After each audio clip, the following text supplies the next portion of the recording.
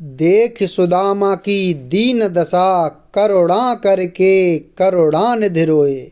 अपनी धर्म पत्नी के कहने पर जिन्होंने सुदामा को उनके मित्र से आर्थिक सहायता मांगने का आग्रह किया है, उनकी खुद की कोई इच्छा नहीं है, लेकिन पत्नी द्वारा बहुत कहने के बाद उन्हें जाना पड़ा, क्योंकि उनकी आर्थिक स्थिति कुछ ठीक नहीं थी। पत्नी की बात मानने के सिवा कोई चारा न देख सुदामा कहते हैं कि मैं सखा कृष्ण के लिए क्या उपहार ले जाऊं। फिर सुदामा की पत्नी उन्हें पड़ोस से तंदुल यानी चावल ला कर देती है। उनके शरीर पर कोई कुर्ता नहीं है, ना सर पर पगड़ी।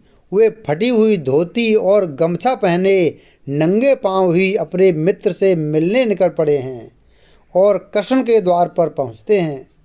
कृष्ण का द्वारपाल आकर बताता है कि हे प्रभु, द्वार पर एक बहुत दुबला पतला ब्राह्मण खड़ा है।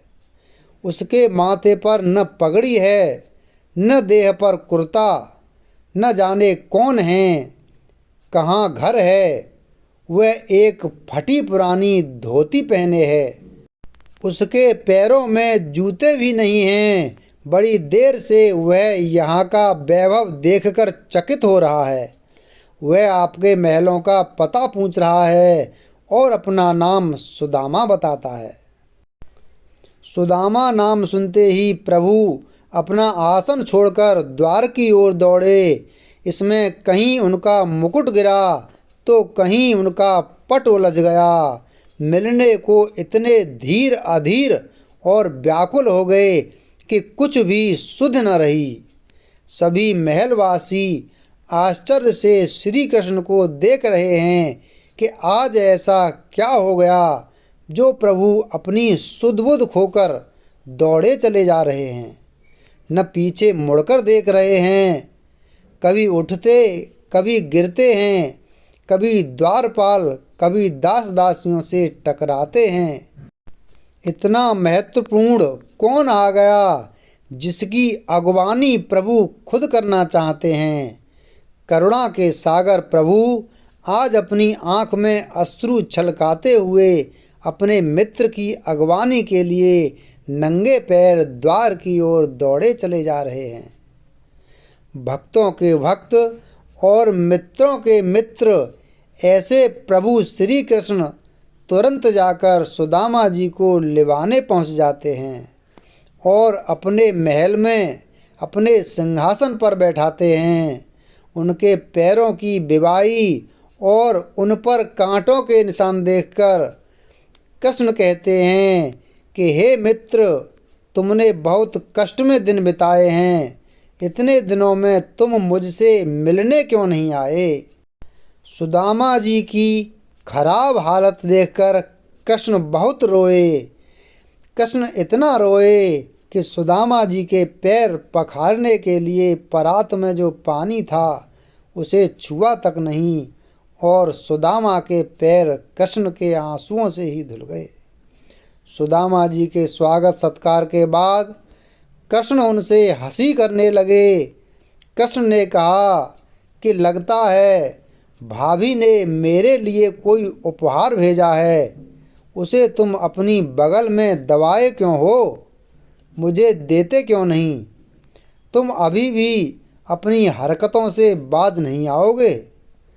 पुरानी बात को याद करते हुए श्री कृष्ण सुदामा जी से कहते हैं कि तुमने बचपन में भी इसी तरह वस्तुओं को देने में आनाकानी की थी। गुरु आश्रम में गुरु माता ने हम दोनों को जो चने दिए थे उसे तुम अकेले ही चबा गए थे और मुझे दिए ही नहीं। कृष्ण मुस्कुराते हुए कहते हैं कि चोरी की कला में तुम आज भी कुशल हो। तुम पोटली को अपनी कांख में दबाए हुए हो। अमृत रूपी प्रेम रस से भीगे उन चावल के दानों के साथ वैसा नहीं कर सकते। तुम्हें तो इसे मुझे देना ही पड़ेगा। सुदामा भुने चावल का उपहार देने में सकुचाते हैं, पर भगवान कृष्ण उसे छीनकर स्वाद ले लेकर खाते हैं। सुदामा जी फिर अपने घर की ओर लौट चलते हैं। जिस उम्मीद से वे कृष्ण से मिलने गए थे उसका कुछ भी नहीं हुआ। कृष्ण के पास से वे खाली हाथ लौट रहे थे। लौटते समय सुदामा जी थोड़े खिन्न भी थे और सोच रहे थे कि कृष्ण को समझना मुश्किल है। एक तरफ तो उसने इतना सम्मान दिया और दूसरी ओर मुझे खाली हाथ लौटा दिया। मैं तो जाना भी नहीं चाहता था, लेकिन पत्नी ने मुझे ज़बरदस्ती कृष्ण से मिलने भेज दिया था, जो अपने बचपन में थोड़े से मक्खन के लिए घर घर भटकता था। उससे कोई उम्मीद करना ही बेकार है। जब सुदामा जी अपने गांव पहुंचे तो वहां का दृश्य पूरी तरह से बदल चुका था। अपने सामने आलीशान महल, हाथी घोड़े, बाजे गाजे आदि देखकर सुदामा जी को लगा कि वे रास्ता भूलकर फिर से द्वारका पहुंच गए हैं। थोड़ा ध्यान से देखने पर सुदामा जी को समझ में आया कि वे अपने गांव में ही हैं। वे लोगों से पूछ रहे थे लेकिन अपनी झोंपड़ी को खोज नहीं पा रहे थे। जब सुदामा जी को सारी बात समझ में आ गई तो वे कृष्ण के गुणगान करने लगे।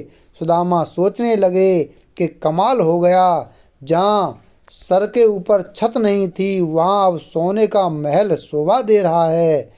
जिसके पैरों में जूते नहीं हुआ करते थे उसके आगे हाथी लिए हुए महावत खड़ा है। जिसे कठोर जमीन पर सोना पड़ता था उसके लिए फूलों से कोमल सेज सजा है। प्रभु की लीला अपरंपार है। जय श्री कृष्ण।